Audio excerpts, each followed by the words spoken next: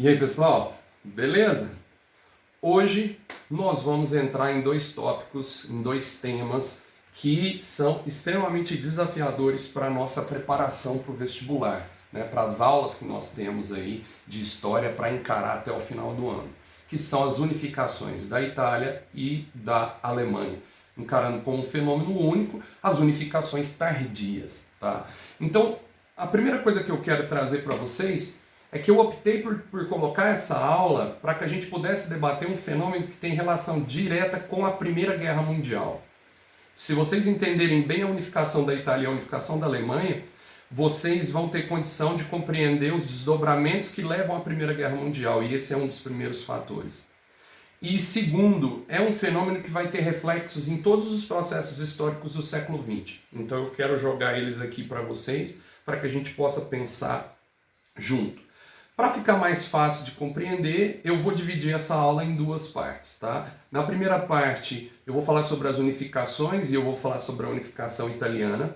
E na segunda parte, eu vou falar sobre a unificação italiana e sobre um dos reflexos que foi a chamada Comuna de Paris. Essa é a forma de unir mais um tema e contribuir um pouquinho mais aí com a preparação de vocês para o vestibular, ok? Então pega o material que eu enviei, coloca na sua frente e vamos lá.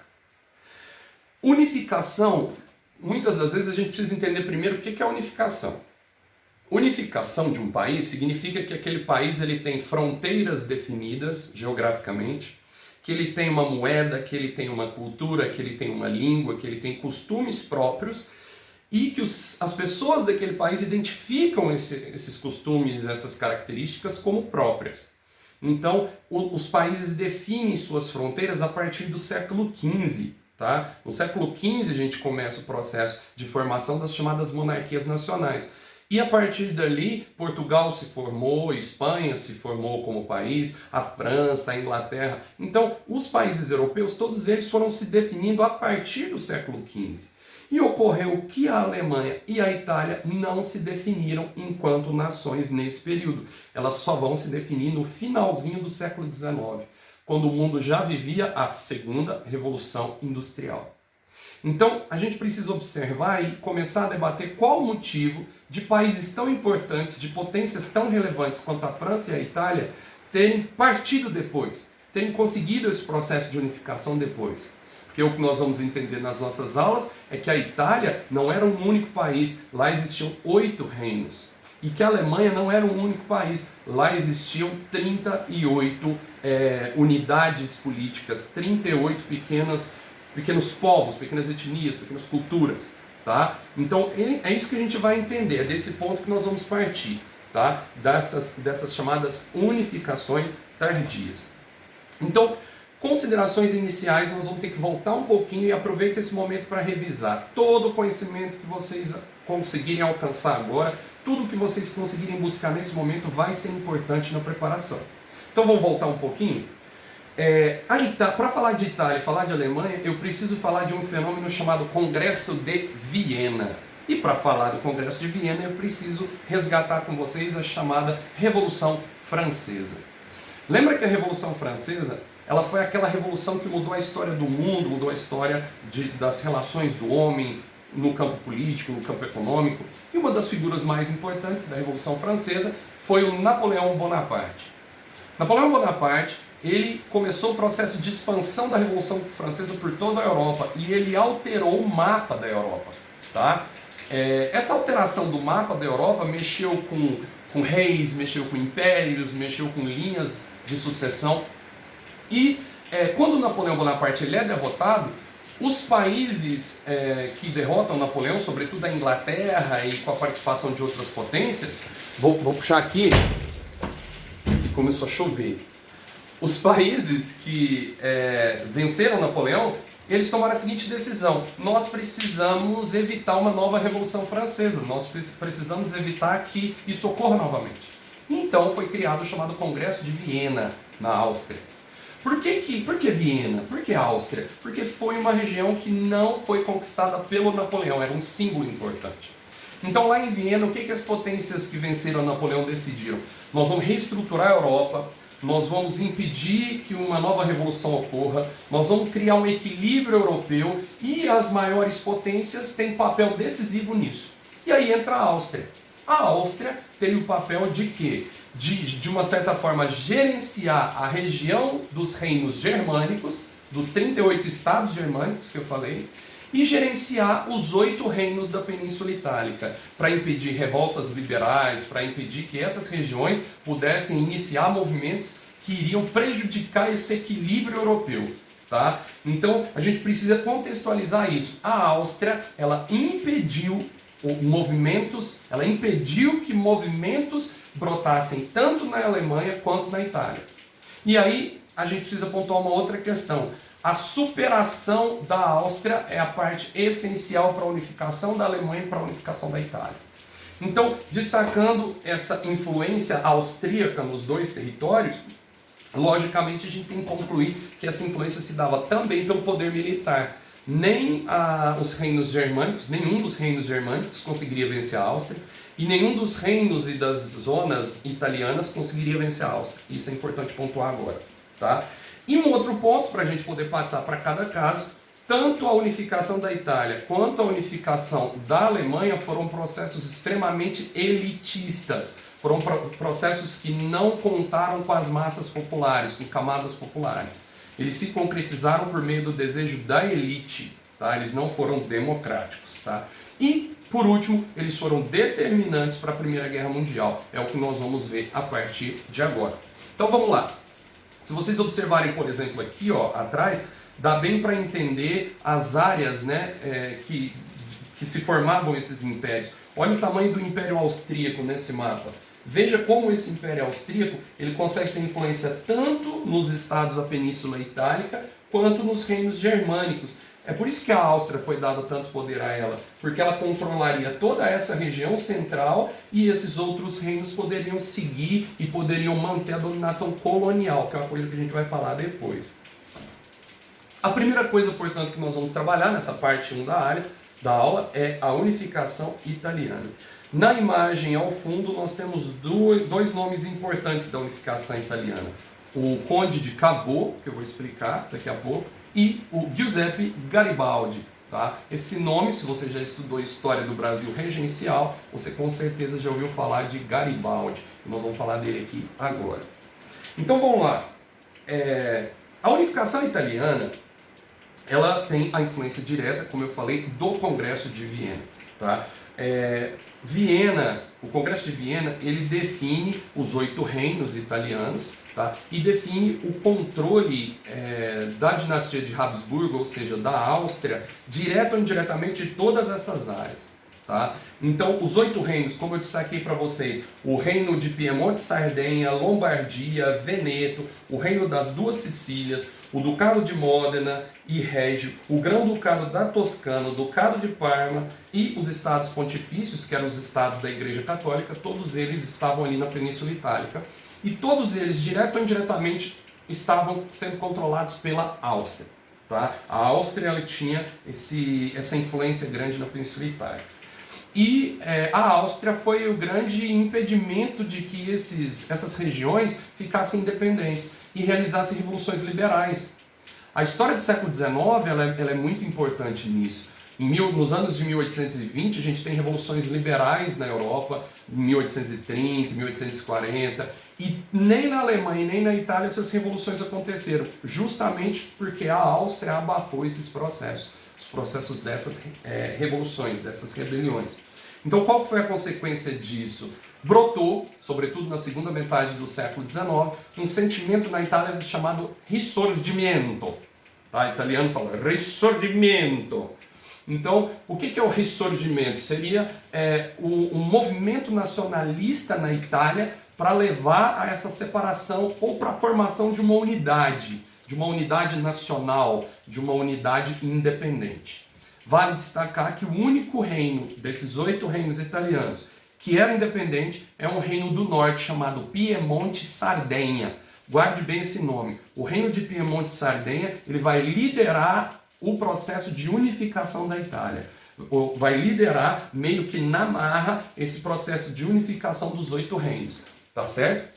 Então, na segunda metade do século XIX, principalmente, brotam vários movimentos nacionalistas de caráter diverso. Então você tem grupos, você tem movimentos burgueses, você tem movimentos comunistas, movimentos de caráter campesino, movimentos liderados por trabalhadores rurais, por trabalhadores urbanos. Então explode uma série de movimentos nacionalistas na Itália na segunda metade do século XIX. Tá? Então isso é o ressurgimento. Tá? São esses vários movimentos que começam a acontecer. Mas um movimento se destaca, que é o chamado movimento da Jovem Itália. Um líder chamado Giuseppe Mazzini, ele inicia um movimento no norte da Itália com a crença de que esse movimento, apoiado pelas camadas, pelas massas populares, iriam levar à formação de uma grande Itália. Então a ideia do Mazzini, tá, do Giuseppe Mazzini, é exatamente o que? Iria acontecer um grande movimento popular contra as monarquias do norte da Itália, contra os reinos do norte da Itália. E isso levaria à formação de uma grande Itália. Só que o que aconteceu? Esse movimento, ele não foi bem sucedido exatamente porque quando as elites do norte perceberam, olha que interessante, quando as elites do norte, as monarquias do norte perceberam que estava surgindo um movimento popular, elas se organizaram para elas fazerem o movimento. Então, diante do movimento da Jovem Itália, o reino do norte, o reino de Piemonte e Sardenha, apoiado pela elite burguesa, pela burguesia do norte, pela elite do norte, vai apoiar esse movimento de unificar a Itália. Ou seja, a elite vai tomar o lugar das massas no processo de unificação. Tá? Então, quando brota esse sentimento nacionalista na Itália, quem assume esse sentimento nacionalista é a elite. A elite do norte diz e fala, não, pode deixar que eu lidero esse processo. Então, o reino do norte, o reino de Piemonte e Sardenha, vai começar o processo de unificação. Qual a grande barreira? Lembra qual a grande barreira da unificação? A Áustria. Ninguém conseguiria vencer a Áustria. Então, o reino do norte, o reino de Piemonte e Sardenha, vai buscar ajuda externa, vai buscar ajuda vizinha, para combater a Áustria e se ver livre da interferência austríaca. E é isso que a gente vai perceber. Sob a liderança do norte, o Vítor Emanuel II era o rei do reino de Piemonte e Sardenha, junto com seu primeiro-ministro, Conde de Cavour, vai iniciar um movimento de aproximação com quem? Com a França, com Napoleão III. Tá? Agora já era Napoleão III. Esse movimento de aproximação com a França, com o Napoleão III, é para conseguir o exército francês, junto com o reino de Piemonte e Sardenha, vencer a Áustria. Entenderam? Então, o reino de Piemonte e Sardenha vai pedir ajuda para os franceses. Os franceses dizem, ok, eu vou ajudar vocês a se verem livres da Áustria, desde que vocês me entreguem 2 regiões do norte da Itália. 2 regiões que fazem ali fronteira com o território francês. Então você vê que eu destaquei ali a entrega de Savoia e Nice. Essa era a condição francesa. Italianos do norte, reino de Piemonte e Sardenha, vocês me entregam a região de Savoia e Nice e eu vou mandar forças militares para vocês entrarem em guerra com a Áustria. E é exatamente isso que acontece. Tá? Em 1859, você tem a guerra de Piemonte e Sardenha contra a Áustria. Então entenda, é uma coalizão Piemonte, Sardenha e França contra a Áustria. Qual é o resultado dessa guerra? O Piemonte e Sardenha, o reino de Piemonte e Sardenha, junto com a França, vão vencer. Nice e Savoia vai ser entregue para a França e a Áustria, o reino de Piemonte e Sardenha, que é o reino do norte, ele vai anexar a Lombardia, a Toscana, a Romanha, Parma e Módena. Então toda a região do norte agora, não só o reino de Piemonte e Sardenha, mas toda a região do norte da Itália agora vai ser unificada. Depois dessa guerra franco-austríaca. Mas vamos colocar França e Piemonte e Sardenha contra a Áustria. Tá? É bem difícil, mas como é uma videoaula, volte no que você ficar com dúvida, retorna no raciocínio, mas é super importante perceber, até agora, primeiro, as elites assumiram o controle. Quem é a elite? Piemonte e Sardenha, o reino de Piemonte e Sardenha. Essas elites pediram ajuda de fora. Quem a ajuda? França.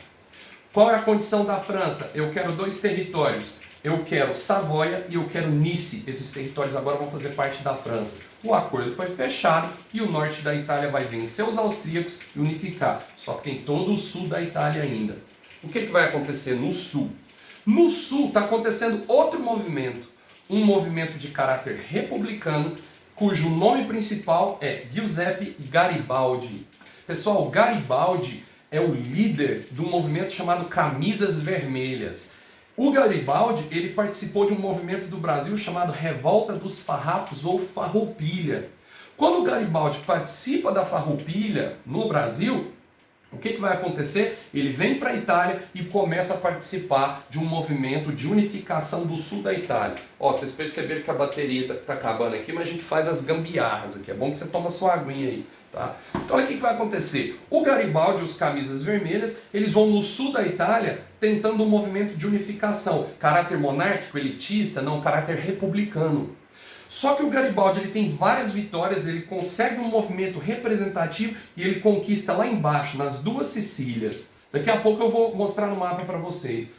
Quando ele está conquistando por baixo, ele percebe que o movimento ele não conseguiria manter a força para poder encarar o norte, que já estava todo unificado sobre a liderança da monarquia de Piemonte e Sardenha. Então o Garibaldi vai desistir, ele vai assinar um acordo com o Reino do Norte, tá? E esse Reino do Norte vai então unificar com o Reino do Sul, com as áreas do Sul que tinham sido conquistadas pelo Garibaldi. Tá? Faltaram algumas pendências, porque olha, o norte inteiro estava unificado, praticamente todo, as duas Sicílias foram unificadas e contribuiu para o procedimento nortista, e ficou faltando a região da Venécia, que ainda estava sob controle da Áustria, ficou faltando Roma e os estados papais, e ficou faltando as regiões ao norte, que é Trieste e Trentino. Deixa eu mostrar o mapa para vocês, olha se estiver dando reflexo, olha aí no caderno. Venécia é essa região. Então, para você entender, tá vendo essa setinha que vem de cima para baixo? Foi o reino de Piemonte e Sardenha. Quando eles ganham a guerra contra os austríacos, olha o que eles anexam. Toda essa região amarela que está aqui, ó, até essa divisão. Vocês vão notar no material de vocês que aqui é amarelo e aqui é um amarelo mais alaranjado. Essa área foi unificada da guerra de Piemonte e Sardenha com a ajuda dos franceses contra a Áustria. Essa área daqui de baixo, olha a seta que parte daqui, ó. Essa seta de baixo é um movimento feito pelo Garibaldi, que uniu as duas Sicílias, ó, o reino das duas Sicílias. Então esse movimento do norte ele unifica, o Garibaldi vai unifica as duas Sicílias, desiste e o norte anexa as duas Sicílias. Então a Itália já começa a se formar. Ela precisa fechar principalmente as fronteiras do norte e resolver esse problema aqui, que é o problema da igreja. Ao norte, a Venécia, Trentino e Istria, que é Trieste, ainda pertencia à Áustria. Essa faixa aqui ainda pertencia à Áustria. E essa faixa roxa, ela pertencia a Roma, ou os estados da igreja, tá? Os estados que estavam sob a proteção da igreja. E quem era o grande protetor da igreja e desses estados da igreja? A França. Então olha só que interessante o que vai acontecer aqui agora. Não perde o raciocínio. A anexação da Venécia, que é essa região aqui, ó, tá? Essa região aqui, Venécia, ela vai se dar por meio da guerra austro-prussiana. Então veja o que vai acontecer. Na parte 2 da aula eu vou explicar para vocês que Prússia é a mesma coisa hoje de falar Alemanha. Então, lá na unificação da Alemanha, que é a Prússia que lidera, a Prússia vai entrar numa guerra com a Áustria. Quando a Áustria entra numa guerra com a Prússia, lá em cima, o que vai acontecer? Os italianos percebem que essa região aqui está desprotegida, porque os austríacos vão ter que guerrear aqui em cima. Então, eles aproveitam e anexam esse território. Então, como consequência da guerra da Áustria com a Prússia, que não tinha nada a ver com a Itália vai e anexa Veneza. A região de Trieste e Trentino não é anexada, ela continua com a Áustria e isso vai ser resolvido só depois da Primeira Guerra Mundial. A gente vai voltar a falar disso. E aí, quando eles aproveitam isso, né, e anexam Veneza, sobra um problema para resolver. Esse problema é Roma.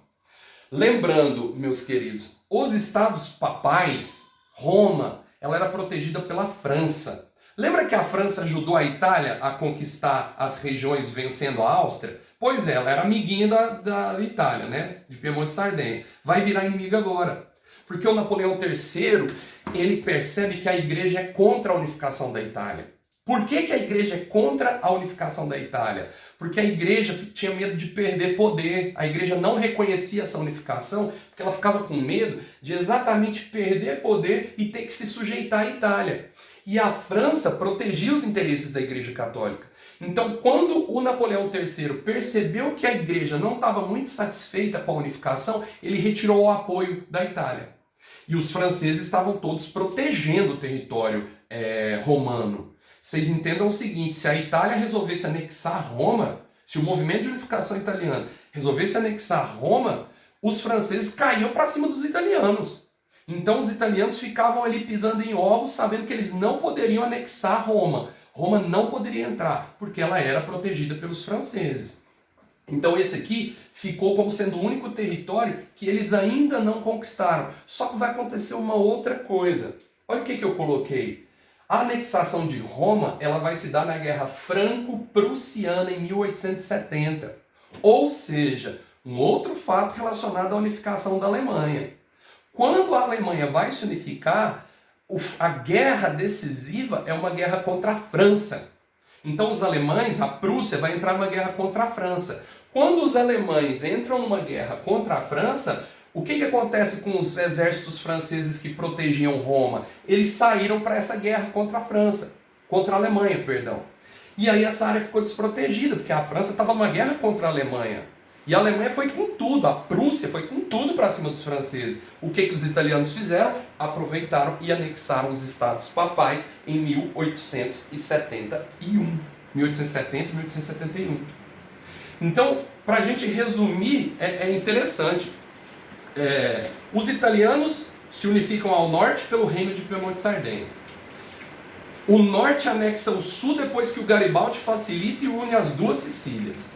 Fica faltando a região ao norte de Venécia, que eles vão e conquistam. Por quê? Porque os austríacos já estavam preocupados com os prussianos, com os alemães lá em cima. Então eles vão e conquistam Venécia. Ao norte já definiu a fronteira, ao sul já definiu a fronteira. O que falta? Os estados papais. Quando que eles conquistam? Quando a França entra numa guerra contra a Alemanha, na unificação da Alemanha, que a gente vai ver daqui a pouco.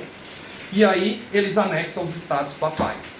E aí a Itália está totalmente fechada, totalmente configurada. O norte definido, o sul definido e todo o interior da Itália fechado.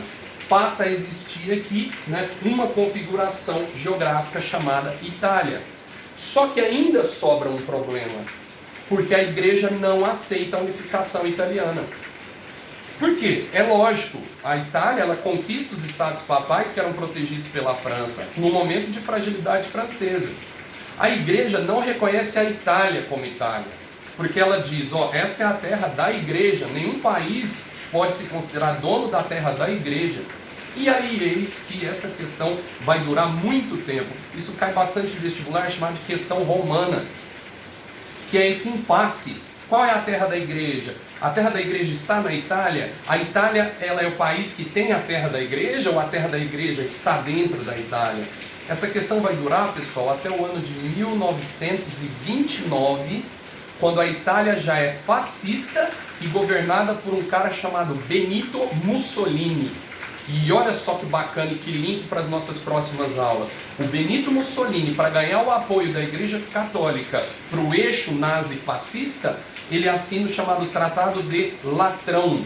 E no Tratado de Latrão, ele dá um território para a Igreja Católica. Qual é esse território? Vocês sabem o nome desse território? Vaticano. Então ele vai lá dentro de Roma e cria um território, um país dentro de Roma chamado Vaticano. Esse território é administrado pela Igreja Católica e não pertence a país nenhum. Nesse momento a Igreja Católica reconhece a Itália enquanto nação, porque ela passa a ter o seu próprio país. Não sei se vocês sabem, mas o Vaticano ele é o menor país do mundo, tá? E você está dentro de Roma, você atravessa ali uma linha, você já está dentro do Vaticano. Esse bairro de Roma, na verdade, é um país administrado pelo Papa. Então isso só vai ser resolvido em 1929, com a participação do Benito Mussolini, com a participação dos fascistas, tá? Finalizando essa parte da unificação italiana, esse tema tão complexo que envolve tantos fatos, tantas guerras, tantas motivações, pense um pouco nessa unificação. Ela foi feita de maneira orgânica, natural? Não, ela foi forçada pelo Reino do Norte. Segundo ponto, após essa unificação, vocês acham que os reinos do Sul aceitaram a imposição do Norte? Não. Esses 8 reinos passaram a se entender porque, pessoal, os 8 reinos, eles tinham cultura própria, eles tinham moeda própria, alguns falavam língua diferente do outro. Então, quando faz a unificação, ela é forçada de cima para baixo pelo reino de Piemonte e Sardenha. Sabe por que isso é importante? Que eu coloquei a pergunta, o que é ser italiano? Até hoje, se você for na Sicília, ser italiano, que é o sul, se você for na Sicília e perguntar, ser italiano é uma coisa. Se você for ao norte, é outra. Se você vai ao sul, você tem uma Itália agrária. Se você vai ao norte, você tem uma Itália mais industrializada. Então essas diferenças, elas vigoram até hoje. E aí é muito interessante que quando a Itália vai participar da Primeira Guerra Mundial, muitos italianos não queriam lutar porque eles não acreditavam na ideia de Itália. Não existe Itália. Eu vou defender Itália? O que é isso, Itália? Os próprios moradores da Península Itálica não acreditavam na ideia de Itália. E até hoje, muitos que moram na Península Itálica não se reconhecem enquanto italianos. Eu não sou italiano, eu sou siciliano. Eu ouvi isso de uma pessoa na Sicília. Tá? Um senhor me disse, não me chame de italiano, senão eu vou brigar com você. Olha que interessante. Então, até hoje existe fragilidade nessa formação da Itália, mas ela foi determinante para o início do desequilíbrio europeu, que vocês vão entender um pouquinho mais na unificação da Alemanha, parte 2 dessa aula. Beleza? Até daqui a pouco.